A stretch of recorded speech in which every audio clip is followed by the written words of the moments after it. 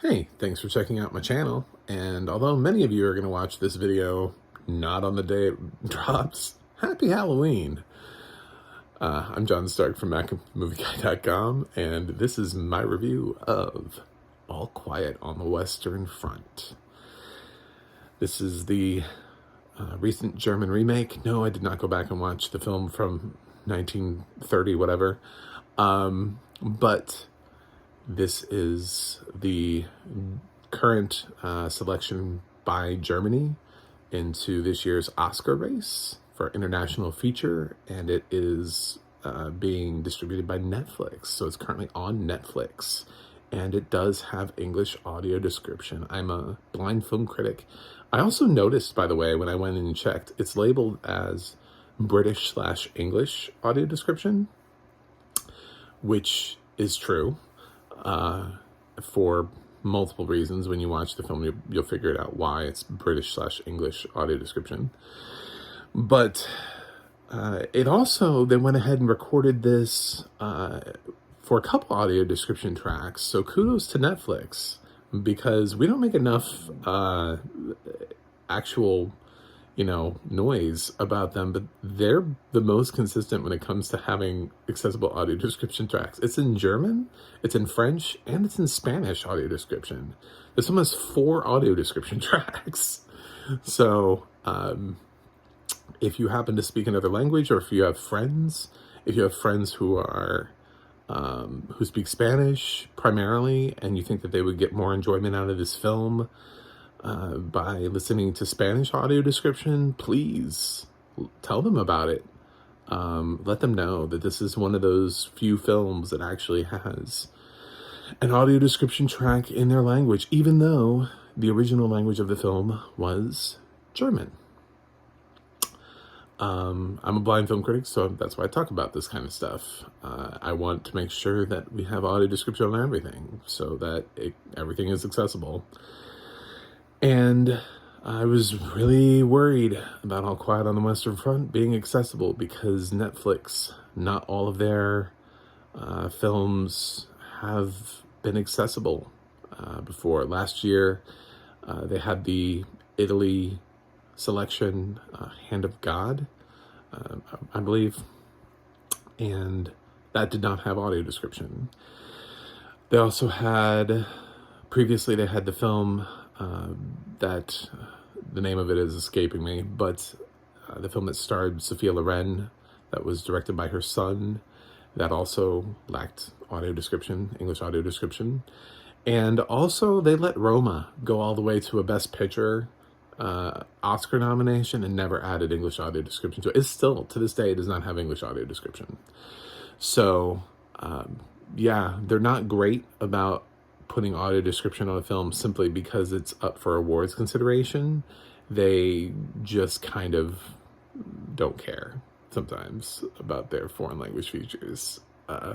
So I was really grateful that this film, which I'd heard a lot about going into it, I know it had premiered at film festivals, and critics had already sort of been releasing their reviews and opinions on it, and it sounded like this was going to be a film to talk about. And I put this on Halloween because, as I said with my last review before this, which was Wendell and Wild, I indicated that my last pick for the month, when I've been doing a bunch of horror movies, was going to take a spin and do a different thing on horror. And this film really does amplify the meaning of the horrors of war. It's an absolutely unflinching portrayal of World War I. It's brutal. It's possibly the most brutal war film I think I've seen. Granted, I have not seen every single war film ever. I know that there are people who go nuts over Come and See, but I think this one is like watching, in many ways, it's like watching the first 20 minutes of Saving Private Ryan extended over 2.5 hours. There are several sequences like that in this film that extended out. It does have a couple times where it breaks, and it's not consistently violent, but it has several sequences of just terrifying, tremendous war violence.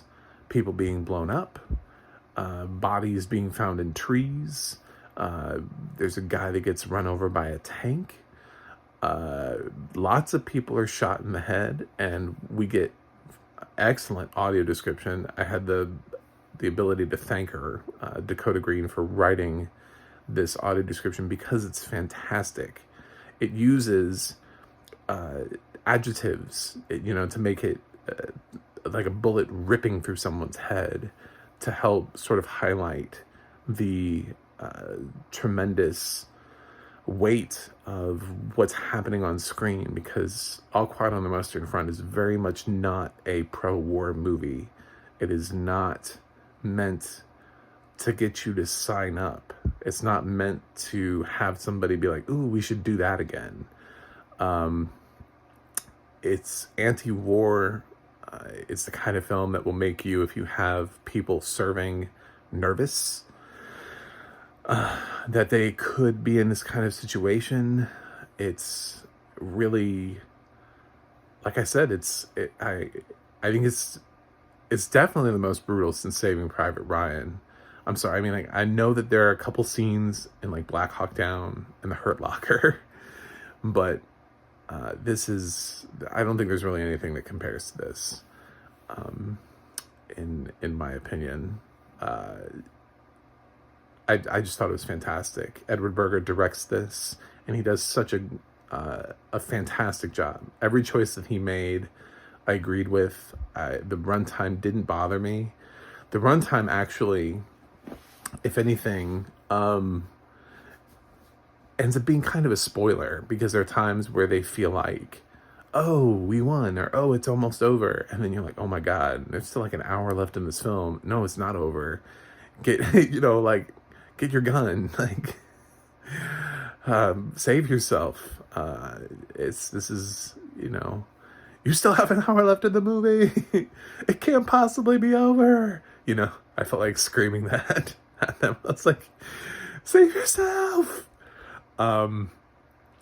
Yeah, so it is a very, it's a very difficult watch. I came out of it with a great appreciation for a lot of things. The team that does the English dub voices for us on the blind community, fantastic. I think this is the best dubbing I've ever heard. That's not for like an animated feature where they go out and they actually legit hire, like top Hollywood talent. They're like, Christian Bale and Hayao Miyazaki's. And you're like, well, okay, well, it's Christian Bale. So I don't know who these people are, but they all did phenomenal as the voice work. There wasn't a single person who sounded out of place. They all sounded like they were actually in the movie. Like they all shot the film. But I know they didn't. I know this one was in German.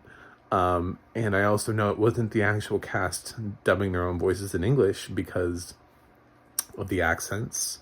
Suddenly everybody was British. And also I know what Daniel Bruhl's voice sounds like when he's not speaking in German. And he was not dubbing his voice. Yes, Daniel Bruhl's in this. I made the mistake in my column of putting him in the supporting actor top 20. I don't think he'll get nominated for this. I thought he was fighting. He's not fighting. He's one of the Germans that's trying to negotiate the armistice. So, yeah, he's got some scenes where he gets to act, but these boys out on the field, that it focuses on this little group. Sort of Paul is the main one, and he picks up kind of a group of friends along the way, a little like Saving Private Ryan, where there's like a group of them and they slowly reduce in numbers as the film progresses along. It's a little like that, but but much bleaker. There's dead bodies all over the place, just everywhere. They just keep encountering dead bodies. They get dropped into a position where they just keep walking up on like past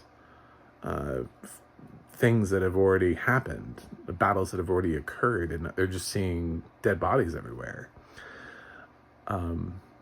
Lots of really interesting choices on how to tell the story. The film opens in a way, it drops you right into the middle of it, and you don't really have a lead to latch onto. And I thought the opening sequence was really effective, and the way that it ties into the recruitment of new soldiers and how they're really excited. They have no idea what they're getting themselves into. But in general, they're all really excited, and you have the generals that don't actually ever go into battle are the ones that are like hyping them up, and they're like, "You're doing this for your country, for the honor." And then the movie happens again, and you're like, "Oh my God!" So this is not great.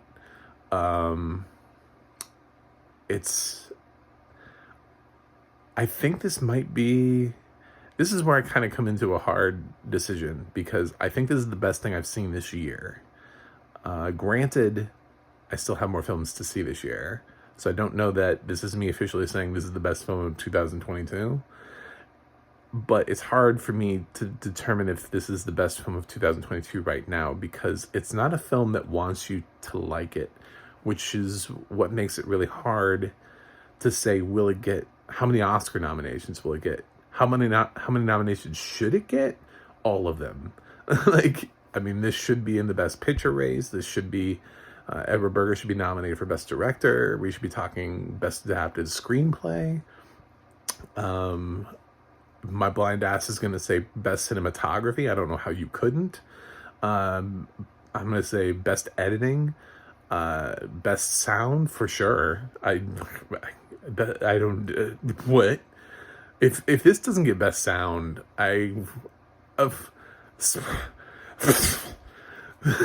that's my reaction.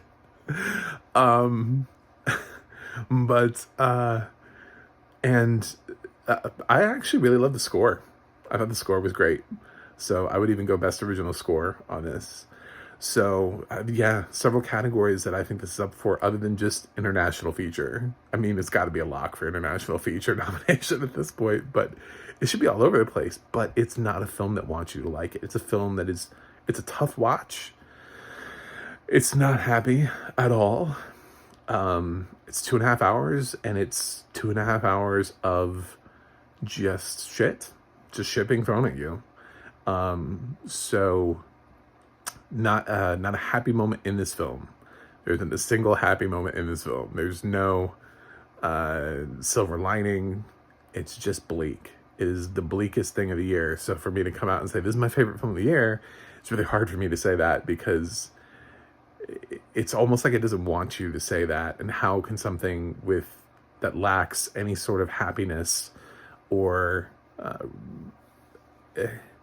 any sort of joy be also associated with the word favorite? How can me watching for 2.5 hours, just people dying, be my favorite thing of the year? And I don't know. I don't know the answer to that question. All I know is that this film was something I couldn't look away. I had heard from other critics that it was brutal. I didn't quite grasp what the experience would be like for it to be like this for 2.5 hours. Even just listening to it, I can't even imagine what this looks like visually. There's some deaths in here that are just, and it holds. And that's what I love about Berger's direction, is that he doesn't look away. If somebody is set on fire, you will watch that person burn until they die. There's one scene that's incredibly effective with a soldier who is dying, and he's dying for a few minutes. He's gurgling, and there's another soldier that's attending to him and trying to keep him alive. He's reaching into his pockets and pulling out a bandage, and we literally sit in this moment for at least 3 minutes, I would say. Felt like that. Felt about 3 minutes at a time while this whole thing is happening, and the life just kind of slips away from him. And films just generally don't hold on these scenes. They don't, they'll cut them quicker.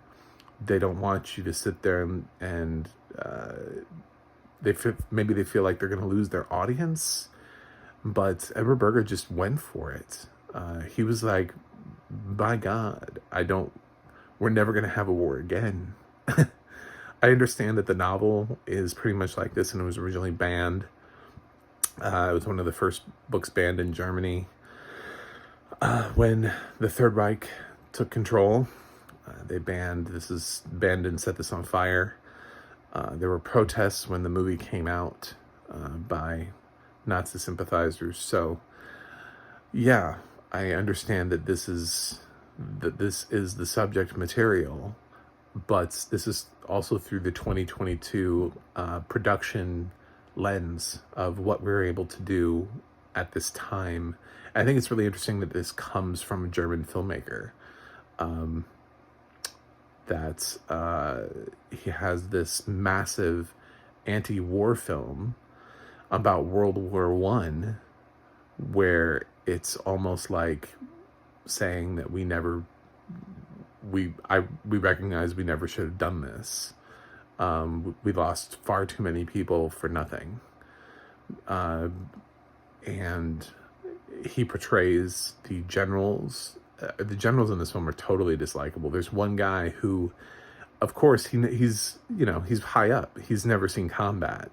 And the way he talks about war, and he's like, I'm a soldier, and it's been 50 years, and no war, and what's a soldier to do without war, I don't know. There's millions of them dying, so if you want, you could probably just jump off where you are and just run out and just get hit by a bullet if that's what you're looking for. But he just so callously talks about war when his life is not on the line, when he's just making decisions about other people's lives. God, it's just a fantastic film. Every once in a while, I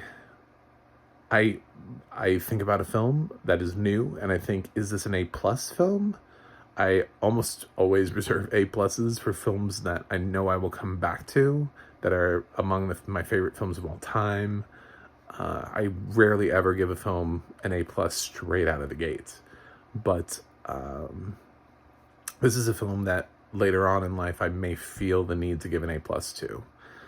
And it very, very well may be at the top of my list at the end of the year. I don't know. There's a couple heavy hitters that I'm really looking forward to, but I don't think any of them will impact me the same way that this film did. I don't know. We'll have to see. But if something else can beat this, I'm all for it. But this is a fantastic film. I cannot recommend this enough. It will not be for everybody. It's a hard watch. It's a difficult watch. But please watch it. This is just an amazing, tremendous triumph. So, with all of that said, and with the reminder that the audio description is one of the best I've ever heard, for many reasons, the talent involved in dubbing, along with Dakota Green's written narration, I'm giving All Quiet on the Western Front an A. So, that's that. Sorry it's long-winded. I knew it would be. It's what happens when you really like something. You want to talk about it. So, yep, that wraps up your horror Halloween. I said I would choose something completely different for the end of the month. You have enough slashers and ghosts and everything else that I've reviewed at every day. There's been one every day throughout the month of October. This one was for me. This one, I took it a little bit differently and went a little bit differently with the term horror. So it's horrifying for an entirely different reason. So I am trying to get to 100 subscribers this year. It'd be nice if you could click subscribe. And I do have a website, macthemovieguy.com. I have a Twitter at macthemovieguy. You can go to the audio description project, adp.acb.org. It'll let you know what has audio description and where you can watch it. And you can go to theadmin.org, which you can look up the people who work in the audio description world. They're not allowed to be on IMDb, which is really sad. So they had to create their own website that's like IMDb, but it's user uploaded instead of industry uploaded. So you can search Dakota Greeen on there and see what else they've done. And that's it. So I gotta go review something else for you guys, but I will see you on the other side.